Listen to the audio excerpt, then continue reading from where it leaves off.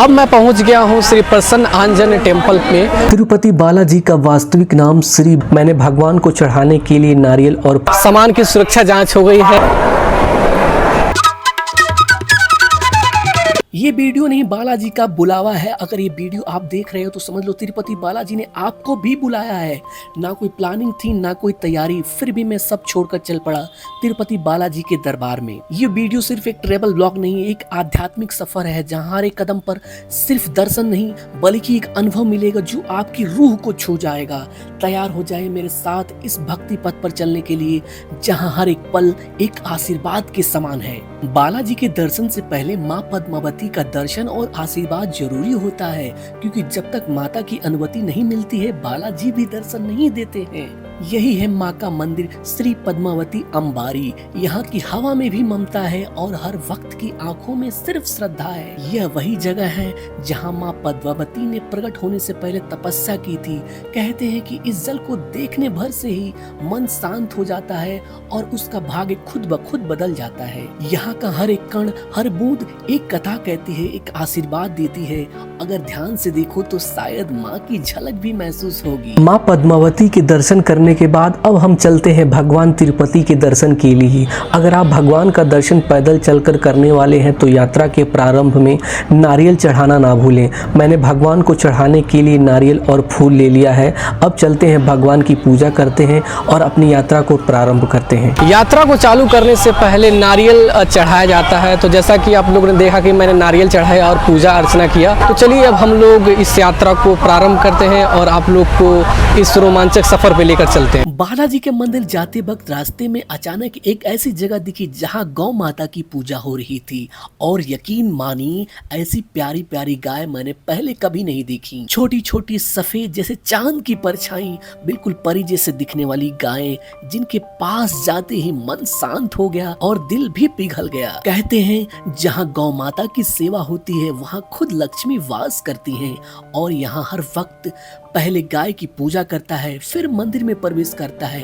यही है असली संस्कृति, यही है हमारा सनातन, यही हमारी सनातन की खुशबू। सामान की सुरक्षा जांच हो गई है। अब हम चलते हैं अगले स्टेप पे। जब आप इस रास्ते से होकर जाते हो तो आपको 3550 सीढ़ियां चढ़कर भगवान के मंदिर तक जाना होता है। इसकी दूरी लगभग 9 किलोमीटर है और ये चढ़ाई थोड़ी कठिन है क्योंकि इसकी चढ़ाई बिल्कुल खड़ी है। पर यहाँ पर भक्तों का जोश देखते ही बनता है। क्या बूढ़े क्या जवान सब भगवान के जयकारे के साथ चलते ही रहते हैं। जिन लोगों की मन्नत पूरी हो जाती है वो लोग हर सीढ़ियों पर घी के दिए या चंदन और सिंदूर से हर सीढ़ियों को टीका करते हुए भगवान के दर्शन के लिए जाते हैं, जो कि बहुत कठिन काम है।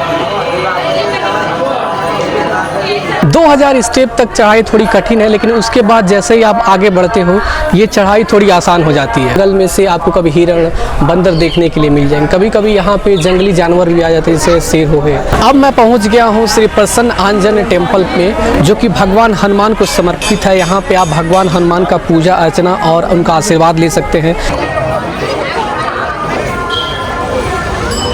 दर्शन मार्ग पे आप आधी से ज्यादा दूरी तय करने के बाद आपको कुछ दूरी जो मेन रोड है उस पे आपको तय करना पड़ता है। तिरुपति बालाजी का वास्तविक नाम श्री वेंकटेश्वर स्वामी है, जो स्वयं भगवान विष्णु के अवतार माने जाते हैं। धार्मिक मान्यताओं के अनुसार यहाँ श्री वेंकटेश्वर अपनी पत्नी पद्मावती के साथ तिरुमला में निवास करते हैं। इस मंदिर की कहानी को लेकर ऐसा कहा जाता है कि एक बार भगवान विष्णु और लक्ष्मी जी क्षीर सागर में अपने शेष शैया पर विश्राम कर रहे थे। तभी वहाँ भृगु ऋषि आए और उनके छाती पर एक लात मारी। लेकिन भगवान विष्णु क्रोधित नहीं हुए, बल्कि उन्होंने भृगु ऋषि के पांव पकड़ लिए और पूछा, आपके पैर में चोट तो नहीं लगी? लेकिन लक्ष्मी जी को भृगु ऋषि का ऐसा व्यवहार पसंद नहीं आया और वो क्रोधित होकर बैकुंठ छोड़कर चली गईं। और पृथ्वी पर माता लक्ष्मी ने पद्मावती नाम की कन्या के रूप में जन्म लिया। तब माता लक्ष्मी से मिलने भगवान विष्णु अपना रूप बदलकर वेंकटेश्वर स्वामी के रूप में माँ लक्ष्मी यानी पद्मावती से मिलने पहुंचे और उनके समक्ष विवाह का प्रस्ताव रखा। वेंकटेश्वर स्वामी के विवाह प्रस्ताव को देवी पद्मावती ने स्वीकार कर लिया और इस तरह एक बार फिर से भगवान विष्णु और माँ लक्ष्मी की शादी हो गई। इसलिए ऐसा नियम है कि तिरुपति बालाजी के दर्शन करने से पहले देवी पद्मावती के दर्शन किए जाते हैं। मान्यता है कि जब आप इस मंदिर के दर्शन नहीं करेंगे तो आपकी तिरुमला की यात्रा पूरी नहीं होगी। तिरुपति भगवान के मंदिर के जस्ट बगल में एक पुष्करणी है। माना जाता है कि बैकुंठ में भगवान विष्णु पुष्करणी कुंड में ही स्नान करते हैं। इसलिए श्री गरुड़ जी ने श्री वेंकटेश्वर के लिए लिए इसे धरती पर लेकर आए थे। यह जलकुंड मंदिर से सटा हुआ है। यह भी कहा जाता है कि पुष्करणी के दर्शन करने से व्यक्ति के सारे पाप धुल जाते हैं और भक्त को सुख की प्राप्ति होती है। बहुत सारे भक्त भगवान के दर्शन करने से पहले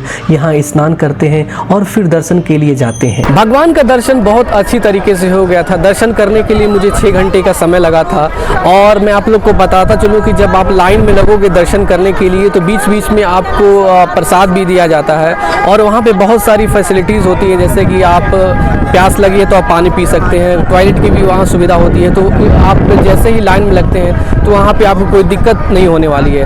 और जैसे ही आप भगवान के मंदिर में जाते हैं और वहाँ से जब निकलते हैं तो आपको प्रसाद भी दिया जाता है जो कि बहुत स्वादिष्ट होता है। आप मेरे पीछे जो मंदिर देख पा रहे होंगे ये भगवान तिरुपति बालाजी का मंदिर है और उसके जस्ट बगल में एक बड़ा सा गोपुरम देख पा रहे होंगे।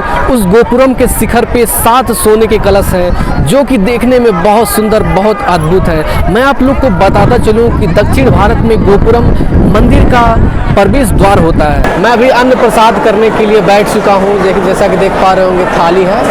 अब इसमें जब प्रसाद आता है तो मैं दिखाता हूँ कि प्रसाद में आज क्या मिला है।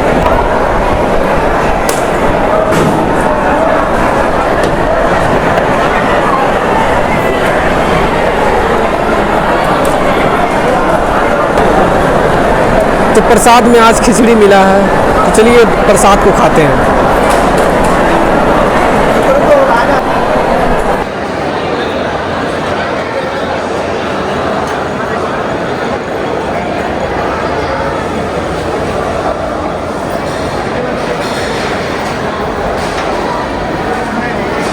दोस्तों, अगर आप लोगों ने मेरा वीडियो यहाँ तक देखा है तो आप लोग का बहुत बहुत धन्यवाद। ऐसी ही वीडियोस देखने के लिए प्लीज़ मेरे चैनल को लाइक, कमेंट, शेयर और सब्सक्राइब करना ना भूलें।